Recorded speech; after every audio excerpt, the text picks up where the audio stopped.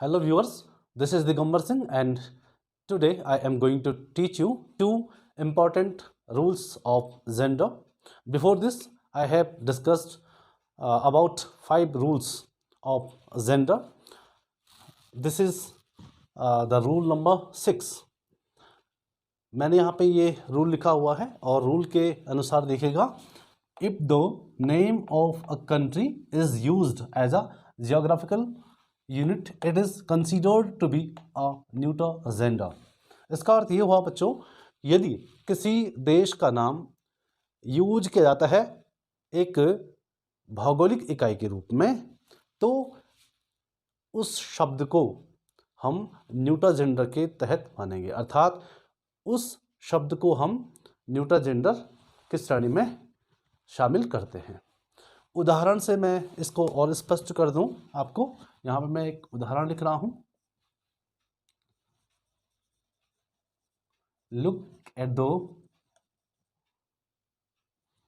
Globe, we see China, इसमें C capital, China here. अब इतना जो हमने एक वाक्य लिखा, इसमें तो कहीं भी आपको न्यूटर जेंडर का पता नहीं लग पा रहा होगा। अब हम आगे जो लिखेंगे उसमें आप मालूम कर सकते हो। जैसे यहाँ पे लिखा मैंने it is one of the greatest country in the world,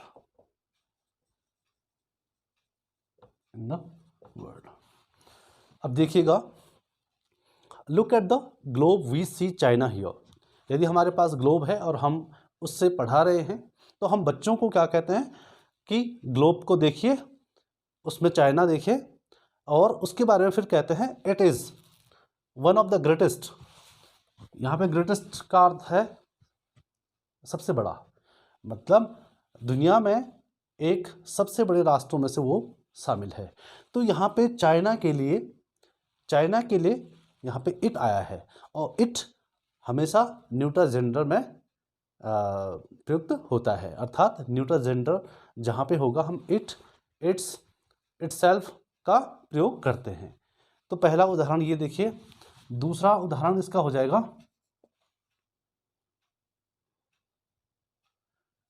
look at the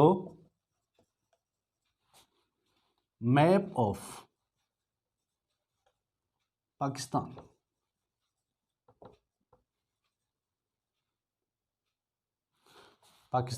look at the map of Pakistan, it looks like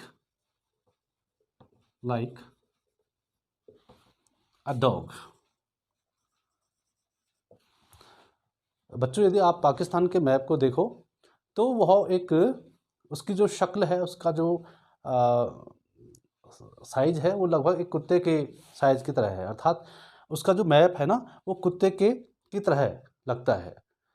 तो यहाँ पे देखा आप, look at the map of Pakistan, और पाकिस्तान के लिए इट आया है। फिर it looks means Pakistan looks like a dog.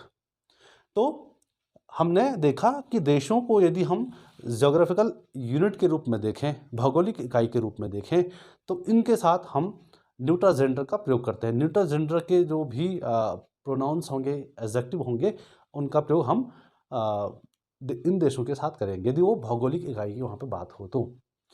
इसके बाद हम इसका एक कॉन्ट्राडिक्टरी रूल पढ़ेंगे, जो हम रूल नंबर 7 में देखेंगे। तो बच्चों, हमने इससे पहले रूल नंबर 6 देखा, उसका जस्ट ऑपोजिट ये है, ये रूल नंबर 7 है। अगर देखा जाए तो ये दोनों एक दूसरे के एक्सेप्शन हैं, ये एक दूसरे के अपवाद हैं, रूल नंबर 6 और 7। कैसे हैं ये हम देखते हैं। But if the name of countries, यदि देशों का नाम इज यूज्ड प्रयोग किया जाता है एज पर्सोनिफाइड, मानवीयकरण करने के लिए, अर्थात उसको एक मानव के रूप में देखा जाता है, objects and political and economic units, दो हैं इसमें, या यदि उसे क्या किया जाता है, पर्सोनिफाइड किया जाता है एक ऑब्जेक्ट के रूप में, और पॉलिटिकल राजनीतिक और आर्थिक इकाई के रूप में उसको देखा जाता है तो हम क्या करते हैं, दे आर कंसिडर्ड, वे समझे जाते हैं क्या, टू बी फेमिनिन जेंडर, वे फेमिनिन जेंडर समझे जाते हैं। तो चूँकि इकोनॉमिक और पॉलिटिकल यूनिट्स के रूप में उनको देखा जाए और पर्सोनिफाइड उनको किया जाए, तो फेमिनिन जेंडर में वो होंगे तो उनके साथ फेमिनिन प्रोनाउंस यूज होंगे। देखें कैसे।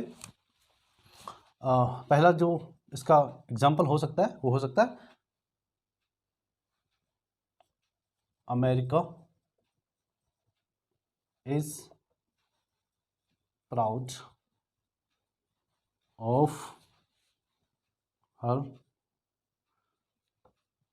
साइंटिस्ट।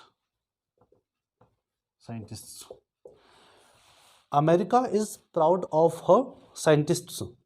अमेरिका को अपने वैज्ञानिकों पर गर्व है। तो देखिए यहाँ पे अमेरिका के लिए यहाँ पे हर पॉजिटिव केस में आया हुआ है, पॉजिटिव केस में इट्स ना आके हर आया है। तो यहाँ पे इस अमेरिका को पर्सोनिफाइड किया गया है और ये सोशल, पॉलिटिकल और इकोनॉमिक यूनिट के रूप में उसको माना गया है।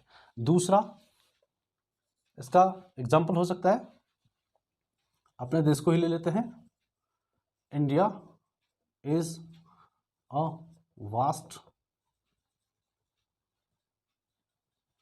Country,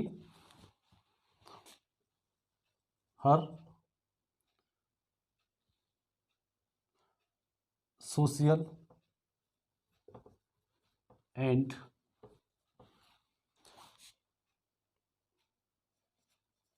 political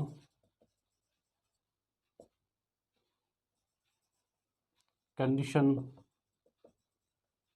is different from others। ये थोड़ा बड़ा सेंटेंस हो गया, लेकिन चूँकि चीज़ें स्पष्ट करनी है तो बड़ा सेंटेंस भी चलेगा। तो दूसरा है India is a vast country. India एक विशाल देश है, हर सोशल, उसकी जो सामाजिक और राजनीतिक दशा है वह अन्य देशों से डिफरेंट है, भिन्न है।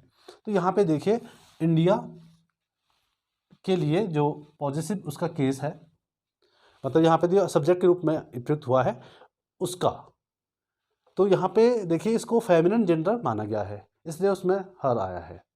फेमिनिन जेंडर में क्या क्या आएंगे, हर आएगा, हर्स आएगा या हर सेल्फ आएगा।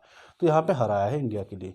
तो इस रूल के अनुसार इन देशों के साथ जब उनकी बात पॉलिटिकल और इकोनॉमिक यूनिट्स के रूप में की जाए और उन्हें पर्सोनिफाइड किया जाए तो उनको उनके साथ फेमिनिन जेंडर के प्रोनाउंस यूज होते हैं।